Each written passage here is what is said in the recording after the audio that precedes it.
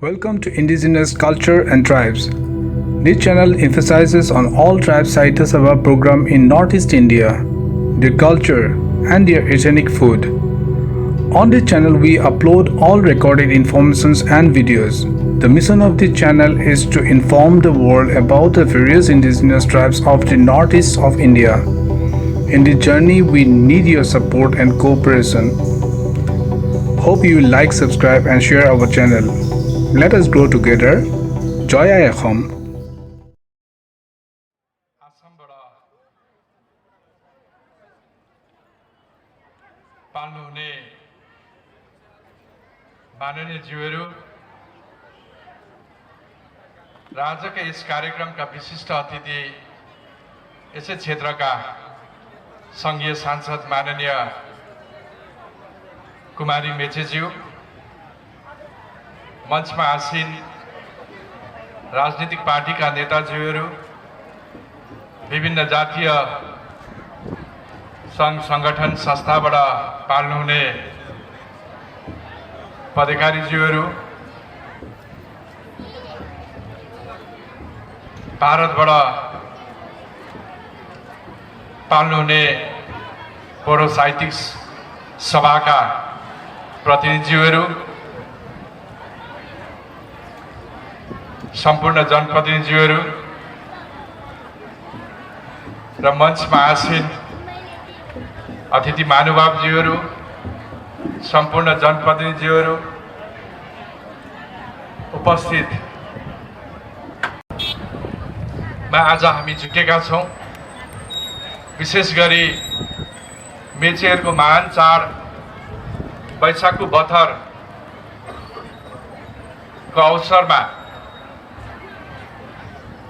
आज सम्पूर्ण मेचे बडो समुदायका सम्पूर्ण दाजुभाइ दिदीबहिनीहरू यो महान चाडको वैशाखभरि मनाउने यस चाडमा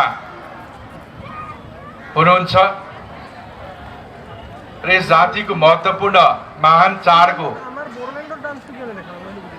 उपलक्ष्यमा हामी सबै मेची नगरवासीहरू सम्मिलित भएका छौँ र विशेष गरी मेचे जाति र मेची शब्दको सम्बन्ध ऐतिहासिक छ र आज मेची नगरपालिका राष्ट्रमा भएका 125 जात जाति भन्दा यो नगर विभिन्न जात जातिले बसोबास गर्ने नगर र सबै जात जातिको फुलबारीको रूपमा स्थापित यो नगर आफैमा एउटा समृद्धि छ र अहिले नगरको समृद्धितर्फ सबै जात जातिको माया प्रेम सद्भाव जोडिएको छ र आज हरेक जात जातिको उत्थान र संरक्षण गर्नको लागि स्थानीय सरकार अगाडि बढेको छ र विशेष गरी आज हामीले यसै सभामा देखिएका आफ्ना जातीय संस्कृति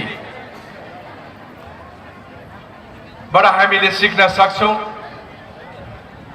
कि एउटा जातको आफ्नो संस्कृति परम्पराले अर्को जातलाई भावनात्मक सम्बन्ध गाँसेर लगेको हुन्छ, समाजमा सद्भाव फैलाएको हुन्छ र कुनै पनि एउटा जात सम्पन्न भएर समृद्धि प्राप्त गर्न हामी सक्दैनौँ। सबै जात जातिको उत्थान र हितमा हामी लाग्यौँ भने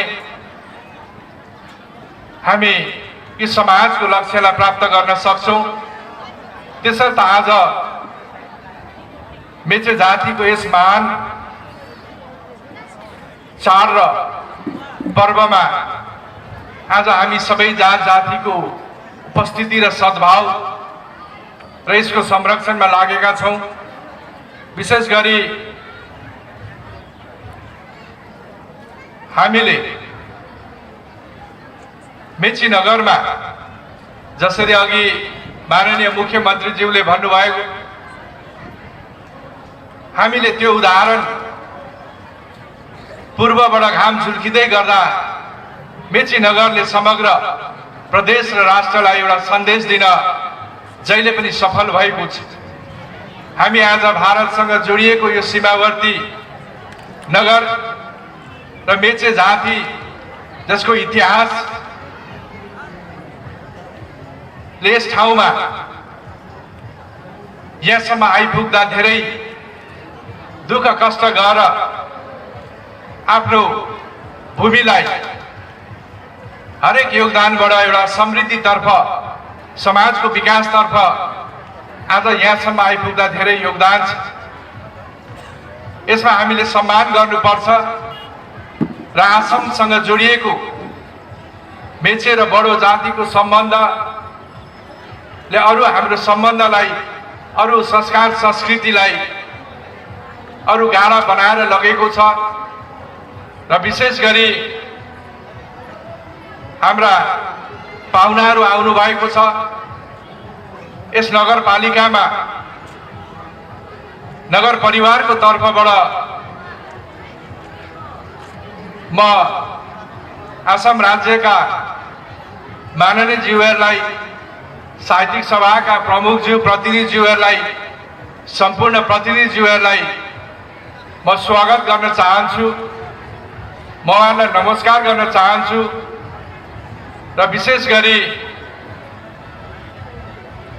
यस्ता कार्यक्रमहरू योभन्दा अगाडि पनि मेचे सिबिआरी आफतले गर्दै आएको छ र आज एउटा इतिहास खोज्दै गर्दा आफ्नो जाति लोभोन्मुख जातिको रूपमा रहेको त्यसलाई अरू हुर्काउन, बढाउन र जगेर्ना गर्न मेचे जाति पुरै समुदाय लागेको छ। हामीले आशा गरेका छौँ कि एउटा यो साहित्यिक सभाबाट इतिहासलाई अरू सबैको माझमा पस्कने गरी सबै जात जातिलाई थाहा हुने गरी र यसका योगदानहरूलाई प्रश्न पार्न यो सभाले महत्त्वपूर्ण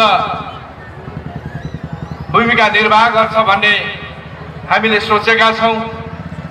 र विशेष गरी आज र भोलि चल्ने यो महत्त्वपूर्ण कार्यक्रमको सफलताको हामी शुभकामना व्यक्त गर्न चाहन्छौँ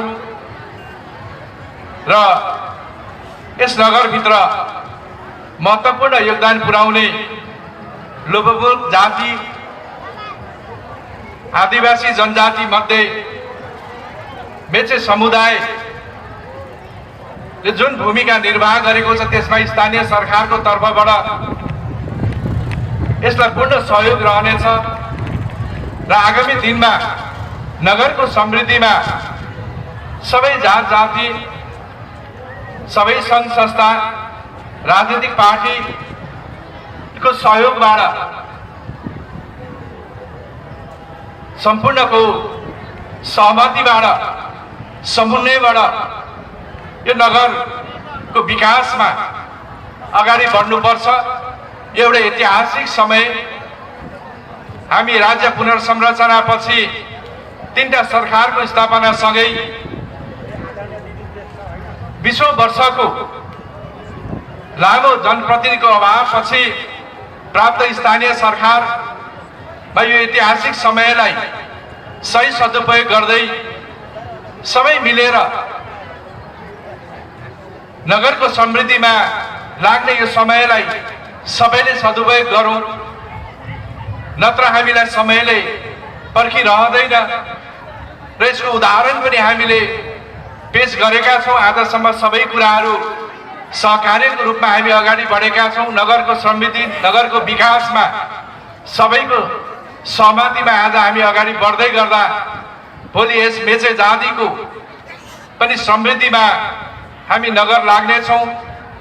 सरकारबाट माग्ने बजेटहरू सरकारले गर्ने, प्रदेश सरकारले गर्ने कुरामा मेची नगरपालिकाले पहल गर्नेछ र मेची नगरपालिका स्वयंले पनि यस जातिको उत्थानमा गरिरहेको कामहरूलाई निरन्तरता र आगामी दिनमा बजेटहरू र अपुरा भवन र आफ्नो संस्कृति साहित्यलाई अगाडि बढाउनको लागि यहाँहरूको साथमा छ भन्ने म आफ्ना कुरा राख्न चाहन्छु र विशेष गरी सम्पूर्ण उपस्थित महानुभावहरू, हाम्रा पाहुनाहरू, आयोजक समितिका साथीहरू सबैले यस कार्यक्रममा आफ्ना सबै कुराहरू अगाडि बढाएर यसको सफलताको लक्ष्यमा पुग्ने सोचमा अगाडि बढ्नु भएको छ र यस कार्यक्रममा पनि मेची नगरपालिका आफ्नै कार्यक्रम सम्झेर हामी पनि लागेका छौँ र यसको सफलताकै लक्ष्यमा पुग्ने हाम्रो पनि सोच छ र आगामी दिनमा हामी सबै मिलेर यस जाति र यस नगरको समृद्धिमा जुटौँ भन्ने म आह्वान गर्दै यस कार्यक्रमको पूर्ण सफलताको शुभकामना व्यक्त गर्दै सबैबाट बिदा लिन चाहन्छु। सबैमा खुलुम भाइ नमस्कार टक्राउन चाहन्छु। धन्यवाद, नमस्कार।